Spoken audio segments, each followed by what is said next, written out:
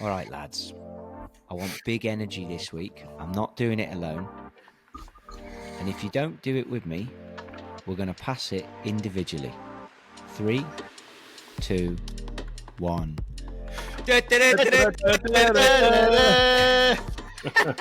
Much better, because I was going to put you on the spot. What's up, boys? How we doing?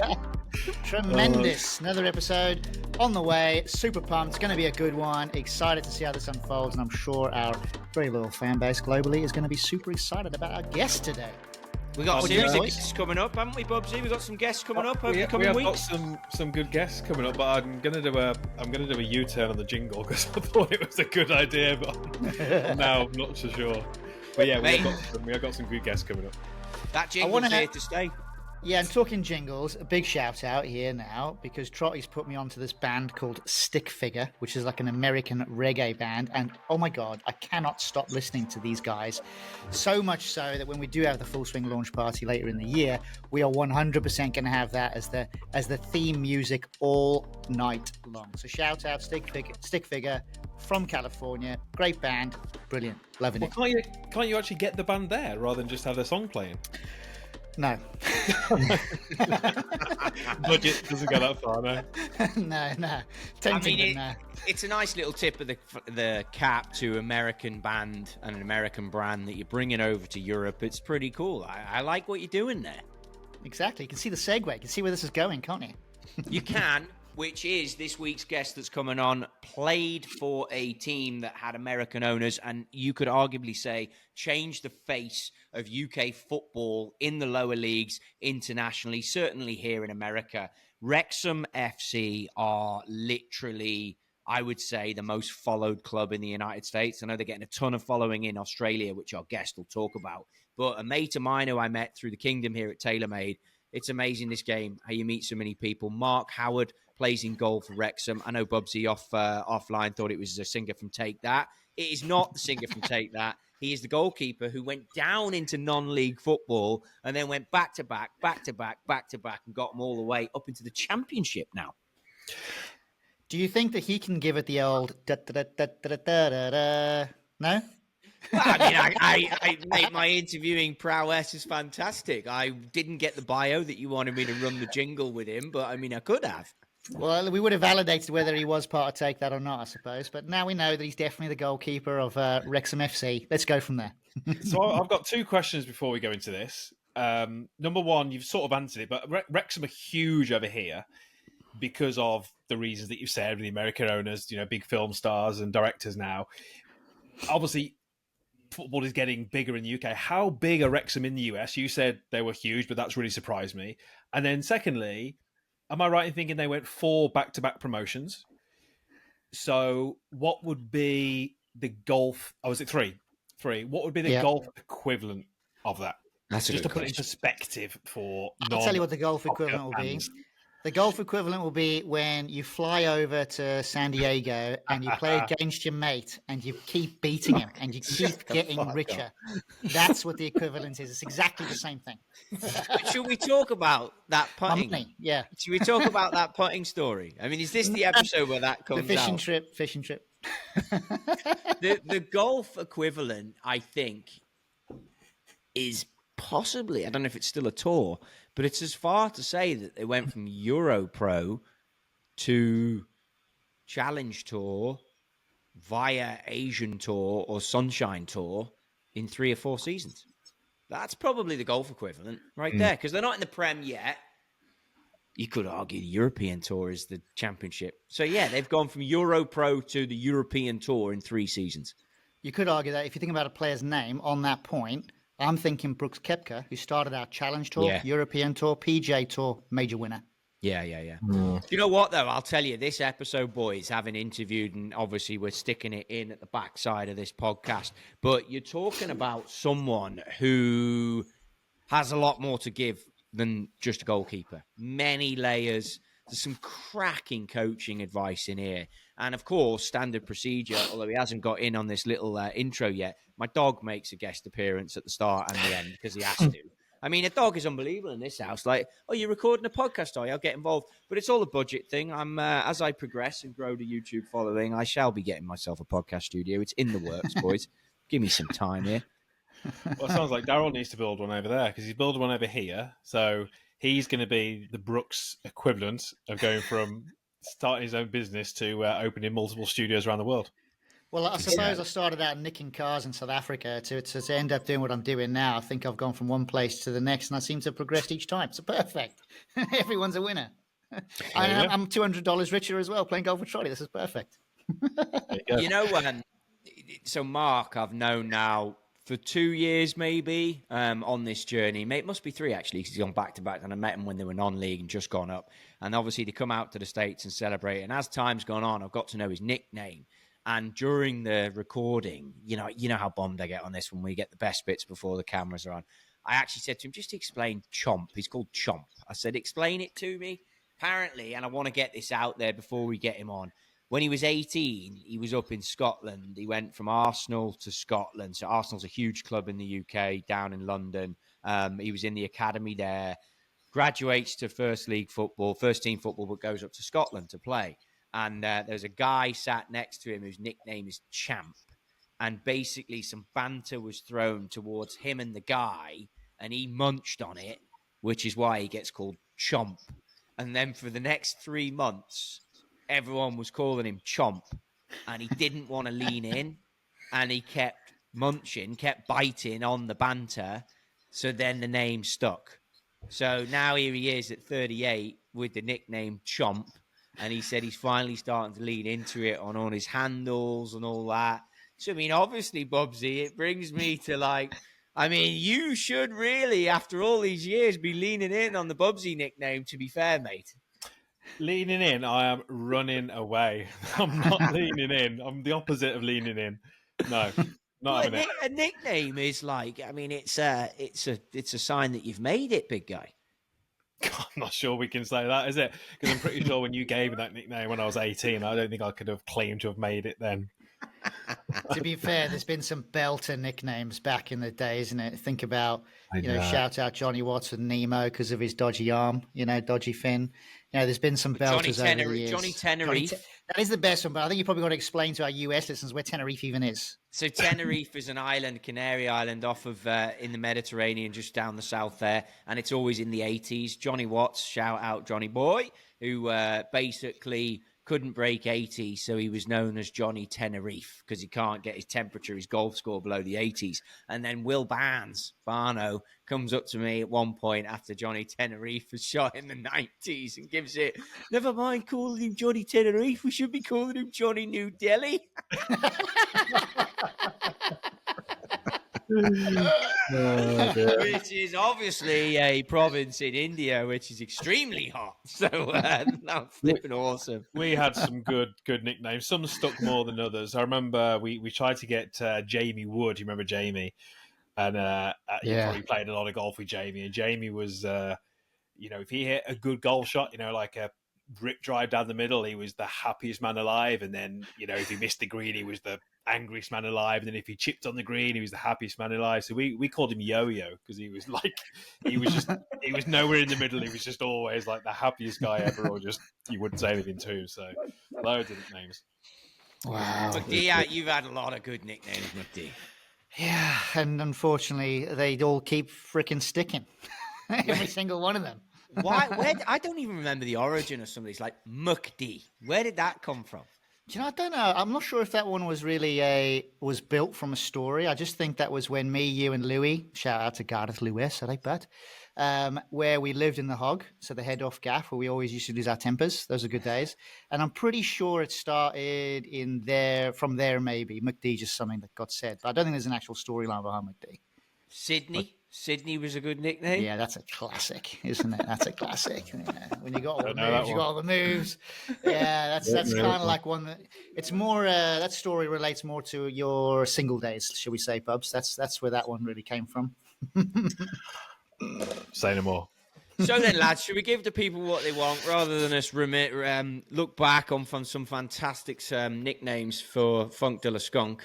Shall we just get straight into it? I mean, could you imagine going non-league football all the way to the championship, having a career in a game that spans over 2 decades?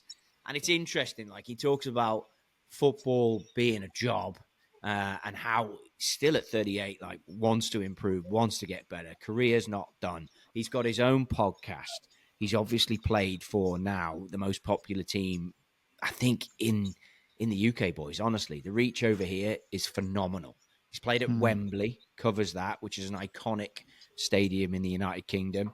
Anything that you're looking forward to about this podcast? I mean, he's a super interesting guy. Obviously done incredible things in football. There's probably not many in that sport that can claim to have done what he's done. Looking forward to sort of hearing his thoughts on that. And also, I know he's an avid golfer, so just how he kind of balances the two. And I think when he's always speak to elite sportsmen, it's interesting to know from their point of view how the two sports align. You know, does he take anything to the football field that he feels like he's learned on the golf course and vice versa? So just really interested to know how these kind of top elite athletes approach the game. Yeah, and I think for me, I'm quite interested in that sort of origins bit where the likes of, Ryan Reynolds and everyone else from that Hollywood background starts to get involved and what that actually meant for Wrexham Football Club and the players and his particular journey within that. So either way, I think it's going to be a great segment of this particular episode, and I'm looking forward to listening to it back. Well, unfortunately, Daryl, after those 2 comments, Trottie didn't ask him either of those things. Well, I was actually, but you got there just before me. I was going to say, fortunately for you two clowns and listeners of the Dope Stroke podcast, I asked both those questions. There you go. So you can both go bleep yourself. Okay, folks, let's not leave you hanging any longer. This is Mark Howard, a.k.a. Chomp. Thank you so much, Chomp, for joining on the podcast. Absolute legend of a bloke. And this gets a little deeper than what I thought. The bloke has a lot of good info. So if there's anyone out there who wants to improve their golf game, or they're in the football world, the soccer world, which we will be calling it football from here on, I even pull myself up on that, then this is going to be a good piece of education for you. Thanks again. We're found at all the usual places. Chomp's got his own podcast. He'll tell you where you can find that as well. Get into it. Dope Stroke Podcast. Let's go. Seasonal pro here for the interview, mate. I mean, look at you with all the golf equipment behind. Is this out of your element, or is this is in the element, right? This is what I love, mate. This is the fun stuff, isn't it? The football's the job. This is the fun stuff, Trottie. You know that. So you treat golf in this whole high pressure scenario that you live in day out, day in, day out. You literally treat this as, I'm out there with the mates. Are you bothered about score? Are you bothered about winning? I want to do better, but I don't know why I'm swinging the way I swing. There's no technical aspects to it. I'm not trying to hit the perfect free kick or goal kick. You know what I mean? It's just I'm out there enjoying it. In terms of your body, though, I mean, obviously for those people that don't know, and I'll be honest, we've got three of us co-host this, and I was like, I reckon I can ask Mark Howard to come on. And they're like, Mark Howard, is he the fella from Take That? I was like, that's both of them. Exactly. I was like, we're not doing the fella from Take That, lads. They know I've been around the Wrexham team a little bit, which we're going to get to. I mean, huge congratulations on all the success you've had there. But when we look at this and your body and your makeup, for a tall fella, because you play in goal, you're actually well proportioned. So golf lesson-wise, depends golf who you're swing asking, by the way. I'll ask my missus that. Do you ever get like way off with it though, or like if you're not that serious about it? I know you want to compete and you want to win. How do you keep hold of it? I think it's just a natural thing that all sportsmen are good at other sports. It's our hand-eye coordination. We've naturally got not too bad physiques. I'm 6'3" and like weigh in American terms 200 pounds. So like. Naturally, we should be able to adapt to any sport, whether it's cycling, running, table tennis, snooker. We should be able to pick up anything and just have a go at it. You know what I mean? And golf's no different, apart from one lad in our dressing room. He needs to give up. Seb Revan, Christ, he's awful. So on that, having had like the opportunity to interview a few of you lads who cross the sports, you get a coach coming in who will tell, and you touched on it briefly there in the intro. Obviously, my dog was going nuts. He loves getting involved in a podcast. It's ridiculous. But you touch on it and you're like, okay, you work on a free kick, you work on a goal kick, you work on these things, you work on the technical aspect of those things. How are you able to switch the mind off to be like, just be the athlete here? Don't get too technically involved. Yeah, I think we'd probably, similar to golf, would draw it up in our mind first. So obviously, if I'm taking a goal kick, I'm visualizing who I'm kicking, where it's going, the distance I need. So then when I'm on a golf course, I would say it's probably similar. So I rush into shots. I never practice swing, but I think it's because as I'm approaching the ball, I'm already pre-planning what I'm envisaging. So I'm walking up to it going, right, this is definitely a 7-iron. I want to hit a tiny soft draw because I can see those bunkers. And like you're almost drawing it out as if like that's the opposition. Like there's sand there. I can't hit that defender. So there's probably a big switch in that where you think, oh, it's probably very similar, like the crossover. So, and that's why I think most footballers, we don't take our time at golf. It's like a speed sport almost. And we'll just walk up to the ball, we'll hit it, no thinking about it, and just walk up to the next shot. There's so much to learn from that. I mean, obviously, like we've talked a lot about kids' development and sport, and like watching kids play tennis or play soccer, football. Obviously, I've been in the States too long. Football, and just getting going with it. It's how do we make the individual that isn't naturally as gifted as you are get into that space? Oh, that's a tough one. I think that's a tough one for anyone that's trying to conquer any sport. It's mentally, we've done this for years, Trotty. I mean, when did you first pick up your golf club? Oh, yeah. I mean, when I was actually shorter than I am now, so it's a long time ago. That's what I mean. I think I played my first match at 6 years old. So like, I'm 38 now, so I've been doing my profession 32 years technically. Yeah. So I've always looked at like, even when I was young, 9 years old, I think I started thinking football was a job straight away. I was like, my mindset was like, I'm going to do this as a job. At 9 years old, I was like, I could distinguish when I played football for fun, and I could distinguish when football was serious in games and stuff. So it's probably very similar to golf. Like, in some aspects, you'll pick up a golf club and you'll just be happy enough to just swing away. It's probably when you're with the kids, you know what I mean? And you're swinging freely. But then as soon as you go into like work mode, you're like, right, this is it. I've got to be on it. Yeah. So how do we then, I guess I'm now asking questions for myself. How do you get the best out of your performance when you want it so much? How do you play free like a kid? That is the beauty of anything, I think. I think you've just got to envisage it. You've just got to remember why you're doing it. Remember that it's always, you're meant to have a smile on your face no matter what you're doing, no matter how serious it is. I think you see that in professional golfers. You know, when they put that final putt in on 18th and that emotion comes out, that's their inner child, no? Yeah, 100%. And I think you could see it, like we're recording this the day after the PGA, right? I think you could see it there, and I think you could see it with Rory in the Grand Slam. And you look at an achievement like that, and we were bantering here before you came online. You've lifted up all those back-to-back medals.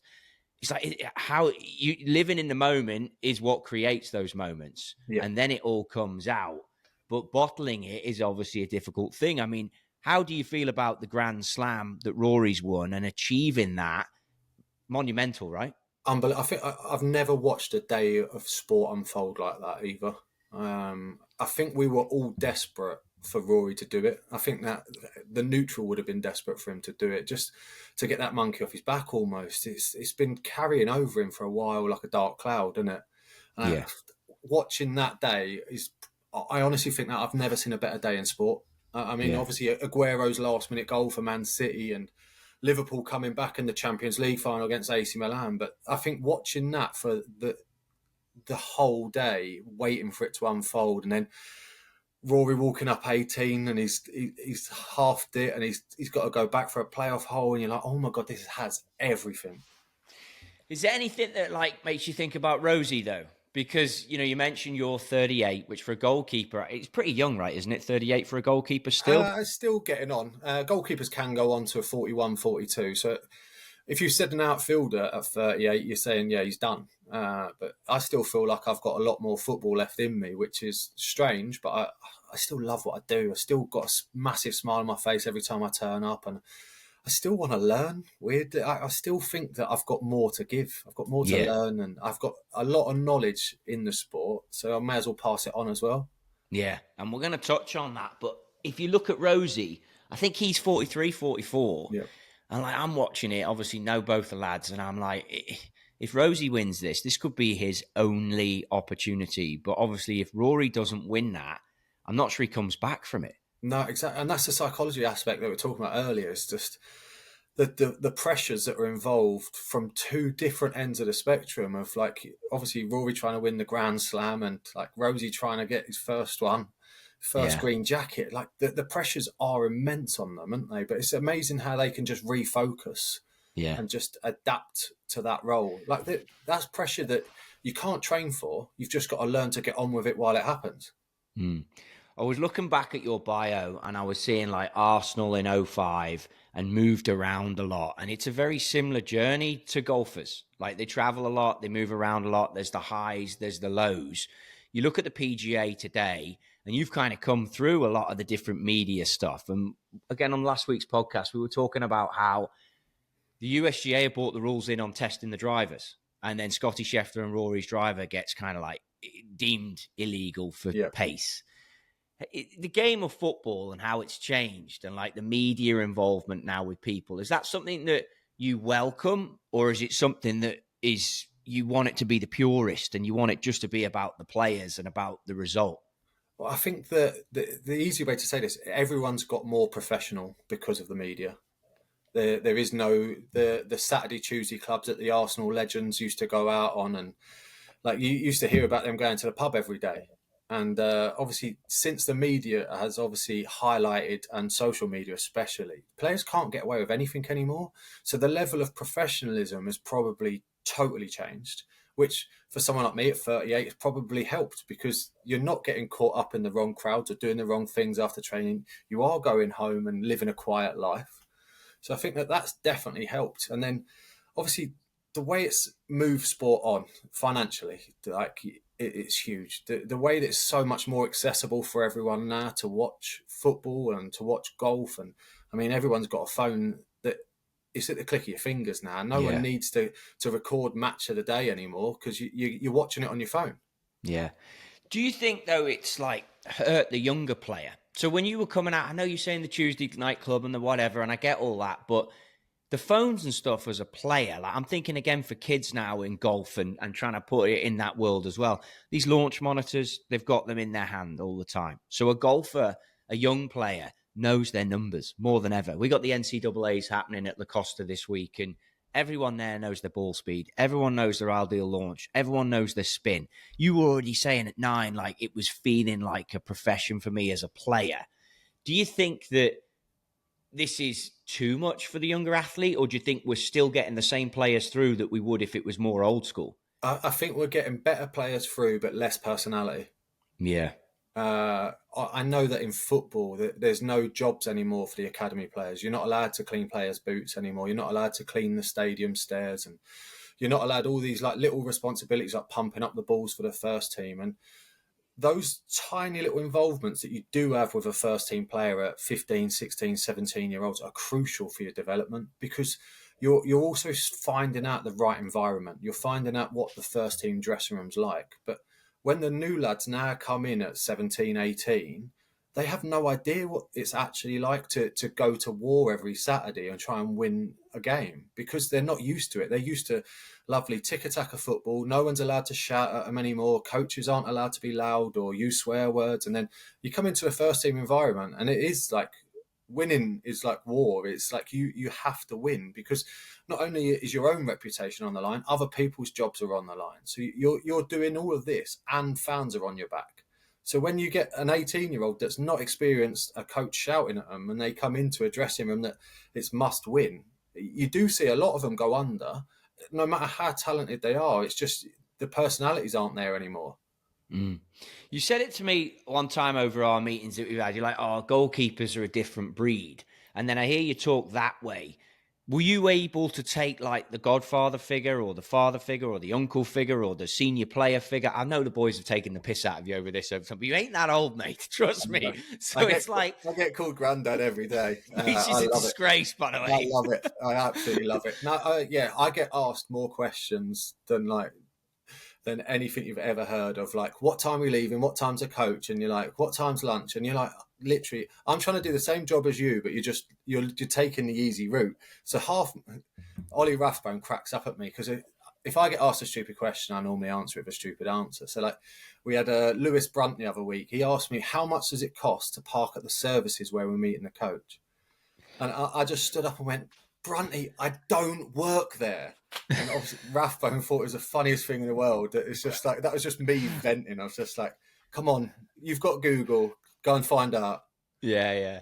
We always used to have the piss taken, or I did, out of me. The fella that drives the truck at TaylorMade, Big Wade, he'd be like, I'd ask stupid questions quite often. He'd be like, have I got information written on my back? Is that the way this is going? And I'm like, listen, mate, it's your truck. I want to know this, this, and this. It's like, well, you got to find it. You got to deal with it. You got to learn it. You got to take responsibility. And I guess it's all part and development of being a player. And I think that's how golf can help you on this journey, because you're in a team game. You're in a squad game.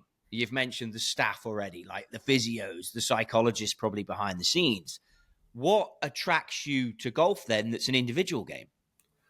Just the enjoyment and the social aspect. You know, like just being free. Like I said to you before, goalkeepers are different anyway. So me going to play golf, Trotty, for 4 hours on my own is heaven.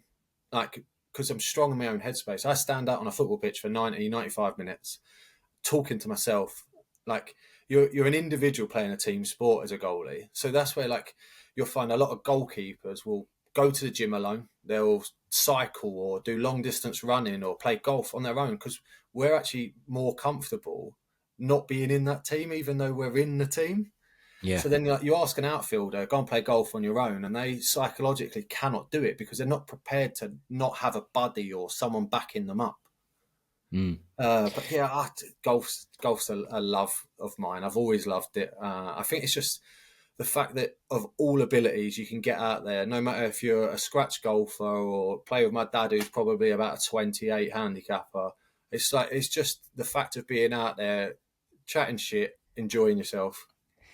But you talk like, okay, so you're an individual. And then as you go through your career, you see now in more recent years, you've gone and got a degree as a mature student in media. So clearly, like, there's a personality there. There's an intrigue there. Was that you seeing, like, I've got an opportunity here? Wrexham's had this unique situation, which we can touch on. I mean, I shoot. Honestly, it's like the number one club in America. Everyone loves Wrexham. So to be part of it as a player is a special thing. But I look on at the group when we met at the Kingdom at TaylorMade, and you stood out. Obviously, we formed a relationship. Yeah, there was the local lad to me growing up, which is Mullin, and I'm like, okay, I'll have a chat with him. He'd done his rib, if you remember, the night before, so I didn't see him all the time. Chatting away, I got on well with Tozer. I thought he was a good lad. But it's like, okay, the fella who plays in goal is switched on here. He's sort of recognizing what's happening. You're getting a degree in media. You're thinking about it. But yet you're an individual. So where do you put this down to and the opportunities that it's given you? Yeah, I think that as you get to the twilight years of your career, you do start wondering what's next. And like you're saying, myself, I looked at doing the director of football route, and that's the route I'm going to go down next. Once I've done all my coaching badges, it's just you're always learning. I think it's easier at the back end of your career to go back and learn, because at the main proportion of it, you're so dedicated to your profession. You have to get every inch out of your body. You have to get every 1% you can from 19 to 29 as any sportsman to be the best you can without distractions. And then I think once you then have achieved something in your career, or you are towards the end of it, you can then reflect and go, what am I going to do after? What am I going to learn? Where am I going to put myself? Who am I as a person? And I think I've asked those questions since COVID, probably. It's like, what will I do next? If football ended tomorrow, what would I do next? So I was like, well, I could do it. I could do coaching, but is that enough? Am I reaching enough people for the voice that I feel like I have in goalkeeping? So then I was like, right, well, if I do my degree in like broadcasting journalism, I could reach more people like worldwide. And then halfway through that, I was like, well, you know what? I may as well start a podcast on this as just a project. And then that was it. I started a goalkeeping podcast, and I've done 90 episodes in the last 2 years. And then you factor that into degree, podcast, 3 promotions in 3 years, started my coaching badges, moved house. You end up doing a lot away from football, but again, like, it's so enjoyable. Sport's enjoyable, isn't it? What 100%? What in all that stuff are you most proud of? Because I mean, you've gone bottom of the mountain in a career where you've got to believe, you got to get there, you got to work hard. You know, you've turned it into a passion. Your work's become your passion. That's like A+ winning at life. But now there's other things. The 3 promotions in 3 years, all the clubs that you've been to, all the travel, the time up in Scotland. What are you, when you look at yourself? What are you most proud of that you've done here? And it's not done yet, but there's loads to go. But what are you most proud of so far? Yeah, it's so tough. I'm sat here looking at a picture of me playing at Wembley, thinking that was a highlight. I played in the FA Cup semi-final for Sheffield United at Wembley. And then you start thinking, no. The last 3 years have been magic. I'm not going to say that we've done all of this with the documentary and the pressures that come with, and everybody hates Wrexham that you play against. It's everybody's cup final. And for the team to still have churned out result after result after result for 3 years in a row, it's never been done before. I wrote it on my Instagram feed the other day. I'm the first goalkeeper ever to go back to back to back. And like, you think, I said it tongue in cheek, and I was like, oh, actually, no, I am right. I should put that. I'm putting it on Wikipedia. Damn right. When you went to Wrexham, though, like non-league, right, at the start, what's the appeal to get involved in something like that? Because you didn't know this was going to happen. It's very easy now to be like, oh, yeah, you know, on the documentary, the guy's a baller, blah, blah, blah, veteran, done this, done that. But you didn't know any of this was going to happen. No, yeah. Well, I'd spent my whole career in the Football League, and then you think, it's a big risk dropping out, because at 35, I think I was at the time, if it don't go well, your career could be done then. You could literally dwindle away and then end up part-time within a year or two. But yeah, it was the gaffer, obviously, I'd worked with him before. He's a brilliant manager. The way that he sets you up, you just know you're going to win, and you know that you're going to enjoy the dressing room, because he doesn't sign any idiots. He signs only people that are going to work well as a unit. There isn't an individual in there that you go, oh, we'll carry him because he's going to get us goals, but he's going to be like hard to work with. There isn't any of them. So you just know you're going to walk into a dressing room every day, enjoying 25 random people's company. And then that builds success in itself, because you've got each other's back from day one. No individual can win a game, but a team can. So that was the biggest thing. So yeah, when he phoned me and it was like, oh, do you want to come be part of this project? And you're like, yeah, I'm 35. Being part of a project sounds fun. It sounds fun again. Like I've been in dogfights for a couple of years before at Scunthorpe and Carlisle, where you stay up on the last day and you think, oh, I really treasured them. Like being able to fight tooth and nail for every point. It'd be nice to do something different.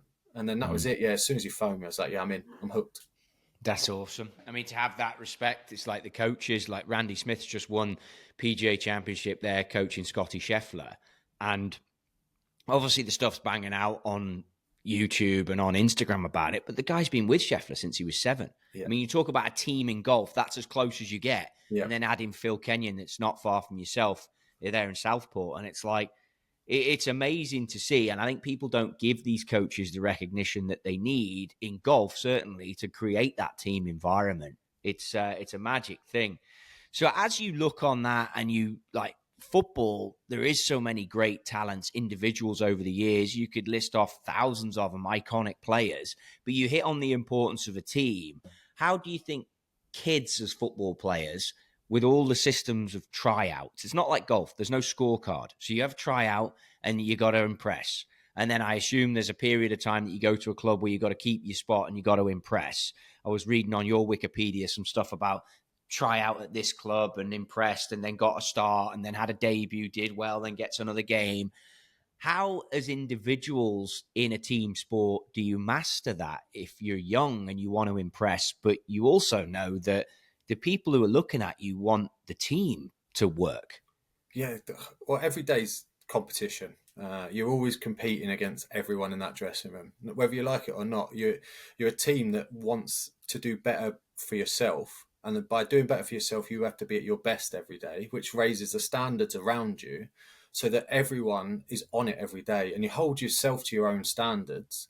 So if we play a five-a-side tournament, you want to win. You do want that accolade of saying, I won today, you didn't. And you jibe at each other, but that makes you better, because the next day when you go again and you're training or you're doing shooting drills and you're putting people under pressure and you're goading them almost, everyone starts to buy into that mentality of like, no, if we win every day in training, we'll win it on Saturday.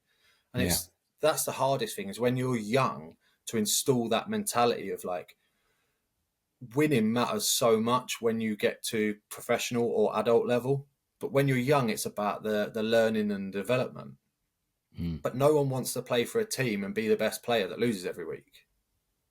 So how do you install that into a 12-year-old saying, look, you need to be better so your team improves, or you need to take the game by the scruff of the neck and show everyone that, no, we're going to do this together, but I'm going to stand out doing it. I think it's very hard. I think to install that into my little boy, 9-year-old, very talented player, fit as anything. He's going to be 6'4" plus. But right now, the mentality of him is just to enjoy it. And I'm like, just enjoy it for as long as you can. Literally go out there, and the talent and that will take care of itself later on down the line. But trying to get him to then go, I could actually carry this game. I could actually go on and win this game if I wanted to. That's the hard thing. I as a parent, I don't know. Because I want him to be the best he can be. But right now, is it more important that he just enjoys doing it so that he wants to come back week after week and then he improves? And how do you come back from setbacks? Because winning, it's not easy. But once you win, the moments after it, and you know this better than me, are euphoria. I mean, we're going to get on your Vegas trips and everything that you've done with that. But they're memories, and I see you smiling, they're going to last a lifetime, and you've earned them. But what about the moments that maybe even I, on limited research, don't have? And it can be breakdowns that Rory had, or Augusta, the months after that, when he snap hooked it on 10 years ago. And then even a kid at the Players mentions it in the practice round to him when he hits a practice drive on 18 in the water left, and he gets heckled from a kid out there bringing up a tee shot from 2011. And it's like, for you, there must have been moments where, well, that didn't go the way I wanted it. And you're in the car ride home or the coach, or you're in the locker room, like, I've got to dig myself out. How do you make sure kids and developing athletes don't sit on those moments and let them define them in order to have the success you've had? Yeah, this is a great question, Trotty. See, mate, I've done no media training. This is all me just bullshitting. This is brilliant, because I'll go back to my childhood goalkeeper coach, Alex Welsh. He was the Arsenal goalie coach. He took me from 9 till 16. And he always used to use the analogy of, right, every time you make a mistake, pick up a stone and put it in your pocket. And he goes, at the end of every training session or game, how heavy are you? Can you perform your best with all them stones in your pocket? And I was like, obviously not. Like, I feel weighed down, I feel heavy. And he was like, right, so every time in a game or in training session, you make a mistake, he goes, pick up your stone, throw it away. And he goes, don't put it in your pocket. He goes, at the end of that game, at the end of that training session, how do you feel? I was like, I feel lifted, I feel light, I feel ready to go again. And he was like, that's the feeling you have to, like, picture yourself every time that something goes wrong or goes against you. You have to have a reset button or a word, or you have to, like, physically think of something. So, like, that was what I did. I threw away stones. So if a goal went in during a game, I'd just pretend to pick up a stone, throw it away. I might have looked mental, but I knew what I was doing. And then you'd just go again. It would be then the next thing. What's the next thing that I can have a positive effect on? I think then as you go through your career, like, as I obviously had 2 children, the easiest thing for me to say anytime something went wrong in a game. So, like, 3 years ago in the National League, I made a huge mistake against Maidstone. We drew the game for Wrexham, and it looked like it was going to be like tooth and nail then between us and Notts County, who goes up. And, like, I had some, like, bad, like, words after the game from fans, and, like, even, like, Wrexham fans, and, like, my relationship with them wasn't great at that moment. And all I ever remember thinking to myself is, what do my kids still call me? Yeah. And that was it. I just always went back to, like, oh, my kids will still call me dad. So my job is to go home and be consistent, and I can't let anything affect me. So no matter what happens in my life or in football, I've got to be the ever consistent person for them. And I think that was the easiest thing for me to, like, shrug it all off. Then I was like, oh, I'm still a dad. Absolute gold. And it was there was a post John Rahm after his final round at the PGA, like he was saying, which you don't view it as this is the first time I've been in that situation and not won a major. Yeah. That he's like, I'm going to go back to Arizona, though, and go back to my kids, and they still know me as dad. Yeah. So it's interesting. But, I mean, some absolute wisdom in there with the stones. I mean, I must be carrying around a flipping forklift truck worth of stones in my shorts. That's why I don't grow, mate. I'm carrying around stones. You may as well pebble your driveway. Exactly. I could do it 5 times over. We wouldn't need any Irish in here. As we talk about Vegas and the celebrations, like, got to be special memories. I mean, you boys have been in DJ booths, you've been in bars, you've had the red carpet laid out. That's awesome and well deserved. Oh, it's been incredible. Honestly, the last 3 years of going to Vegas, it's become a thing. You know, like halfway through a season when we're doing well, we're like, Vegas is on, you know, like we could do this. And it's like becomes like a little like mantra in the dressing room, like Vegas again, LA, LA. And like it just became this thing. And obviously, the way that we get looked after when we go there by the two owners and what they put on and the restaurants that they put on, it's like anything's possible. Like this year we went and played golf, and like I think 12 of us end up playing golf out of 34, and like the others were fuming. They were fuming that we got off in the morning when I played. Honestly, it was the best day I think I've ever had in my life. It's incredible. The golf course on the end of the strip there, right? Barley Hay. Yeah, I think it is. Yeah, how did you play? It was. I played. My iron play was good. Used a Paradigm smoke driver. It was actually not too bad, but my putter was terrible on the day. And my putting's normally the one that keeps me going. Lloyd's gonna have to edit this out. Paradigm smoke driver. I'm gonna be getting shot for that. I know it was a rental. You could tell. Okay, fair enough. You could tell my brand awareness behind Jesus. Yeah, top man. I did see that. You must have been hungover playing though. That's a hell of an effort definitely. to get up early in the morning. Definitely. But honestly, you know, like just being out there, like I was saying, it was me and Tom O'Connor took on Rob McElhenney and Stephen Fletcher, and we drew the match anyway, so it couldn't have went. And it was a good match. Tommy was brilliant. Tommy's I think he's a 3+ handicapper. So yeah, Tommy carried me for large spells, but then I'd chip in every now and then. What's the one thing you've learned from the owners? The best thing you've learned? Because I know you switched on and you look at your environment around you. What have you learned from those boys?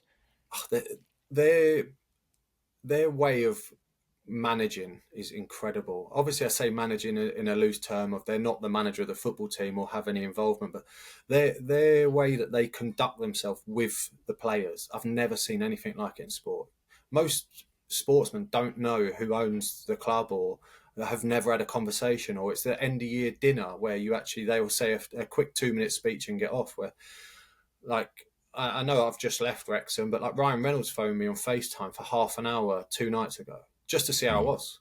And you're like, that I've never had an owner of any business would go out of their way to do that. So I think just the way that they are with people, they're also a good laugh. They're just still crazy as anything. They still think that they're 23 years old, but they get it. They really do get it. And I mean, they've given up Wrexham an incredible platform. Everything they've done for the football club, the town, the city, the players, and they're always there on the end of the phone. Alongside their own careers. It's incredible. Like you could literally text them now and within half an hour you'll have a reply off one of them just saying, let's set up a call, what do you want?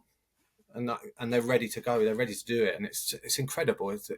They're proper credit to everything that they've tried to achieve at the football club, because they've made football in worldwide exciting. Like obviously like the American fan base now is hugely behind them, but I think the fan base in Australia and Brazil and all around the world is just what they've done for football. They've really just galvanised a football club. Do you think they understood what they were getting into with Wrexham? Because I grew up not far from Wrexham, and you know the town and just how, as the Americans would say, how blue collar it is. Do you think they really understood that task? Probably not to the lengths that what has happened. I think that Humphrey Kerr, the one that went out, found 5 different football clubs and did a whole shopping list on who to buy and who not to buy. I think that would have been a huge part of it. But then you look at the owners and you think Rob is a fanatic about any sport. I mean, we were in Vegas and he was watching the basketball. We were at a pool party and he was watching the basketball as if he was courtside. Yeah. He was in the TV. And then you speak to Ryan and you look at what he's done in his career.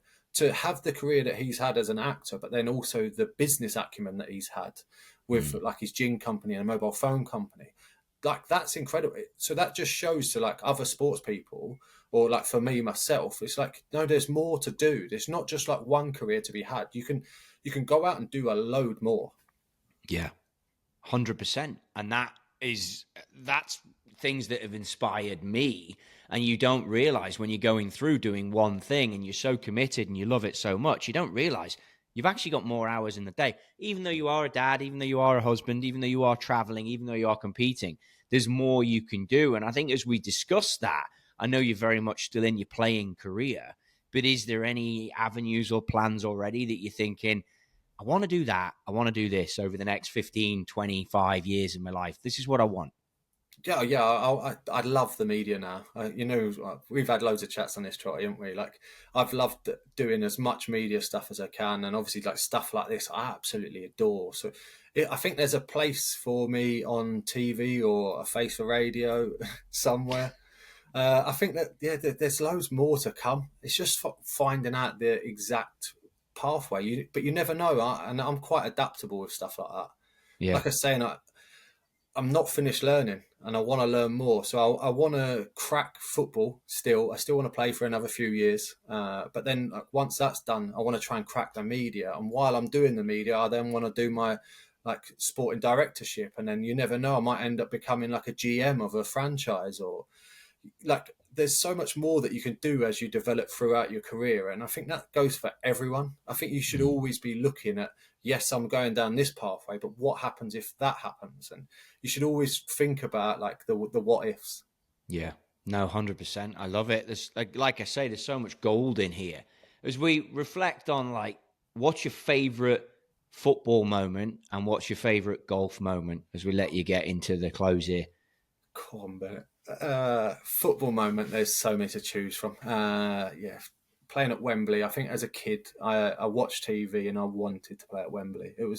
That was the goal. One day I want to be able to say that like I've kicked a ball on that hallowed turf, and to say that I did that. And well, we lost 5-3 on the day, but we won't talk about that too much. But yeah, and then Trotty, do you know what I'm most proud of? I've had 4 promotions in my career, never been relegated. So over 21 years and there's so many lows in football and not many highs. So that's a huge accolade in itself to never have a relegation on your CV. Yeah. Touch wood, by the way. I've still got a few years left. And golf highlights. I haven't had a hole in one. That's the dream. Speaking of Stephen Fletcher, you got a hole in one on a par 4 at Carden about 2 weeks ago. Did you really? Oh my God. Like that. Did you play with him before? Because you guys seem to have quite a good relationship. No, I think it's just the 2 old guys in the group. It's like you get paired together. No, yeah, we've got quite an experienced group, but like me and Fletcher have a huge love of golf. So like every day we'd bond over golf. We'd talk about equipment and like literally anything. We'd just chat about players that are like the pros, and we'd talk about tournaments, and it just bonded over our love of golf. So hole in one is on the list of things you got to do. That is. You mentioned Wembley is the greatest stadium that you've played in, I assume. And then what about golf courses? Which is the best golf course you've played to date? Oh, see, I'm a big links golfer. Like Royal Lytham, unbelievable course, and then I've played like Birkdale, Hillside, SNA. I love that whole like Fylde Coast route. Corbin Bennett, I'm trying to think of the best I've played. I mean, any of those ones are pretty legit. And then like I don't know if you've played Bow Forest near Birmingham. Yes. Oh my God, I thought that was an unbelievable track. On the top of hills, all trees around you. You feel really isolated. That was an amazing course. So you need some more American courses in here. I definitely do. And international courses. I think I've played Los Angeles, and then we played Barley Hay, and that was it. That's all I've played. So I'm waiting for an invite. Yeah, well, we need to get you over here, mate. So one of the traditions on the Dope Stroke podcast is we conclude and ask everyone a moment in your life that is the best celebration moment you've had, and then the drink of choice and the location. You must have some cracking stories. I might even let you have a couple of entries to the list here. Christ. Yeah, obviously the highest moment's got to be the promotion with Wrexham, the first one, the National League one. It was just euphoria that night. It was. There is actually a video of me celebrating when the beers come in the dressing room, proper giving it fist pumps and that. Yeah, that was a good moment. I tell you what. See, when we came out to visit you at the Kingdom that night, we weren't meant to. We went out for a few drinks in San Diego on the beach, and we were just sat there having a few beers. We played a bit of American football on the beach. It was just like a day that you couldn't dream of. So we visited the Kingdom, seen you, went straight to town. Drew came out with us, by the way. Did he really? Good effort. Yeah. And we went straight down the beach, played American football, sat in a bar, overlooking the beach. Honestly, it was just pure. It was heaven. I think I mentioned it on the day that you boys turned up. We were stood out front of the Kingdom. The TaylorMade headquarters. And I'm sat there waiting for the bus to turn up for Wrexham Football Club, which obviously, as I mentioned, it grew up like 20 minutes away from Wrexham. And I'm like, you wouldn't think it because you're on the bus. But I'm sat there looking at the palm trees that line the reception at TaylorMade. And I'm like, surreal moment. This is so strange. There's a Wrexham Football Club bus about to turn up at the headquarters of TaylorMade in San Diego. I'm as good as from the next 2 or 3 towns down, which I know is a long way in the UK. But I'm like, and here I am about to give these guys who play in this squad a tour of this facility. It was a pinch me moment for me, which you probably wouldn't think about, but it's amazing. It's amazing to see how far everything's come. That's it. Yeah, I think even like that, we still talk about that day as if it was yesterday. It was like the highlight of most lads' like pre-season we've ever had.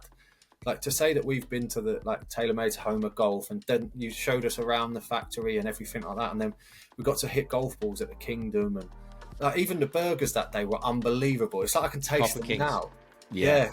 You know, Copper King smash burgers. Yeah, so like for us, I think that like from the other side of that, like you might have been going, this is surreal, but for us, we're like non-league players that have just been promoted.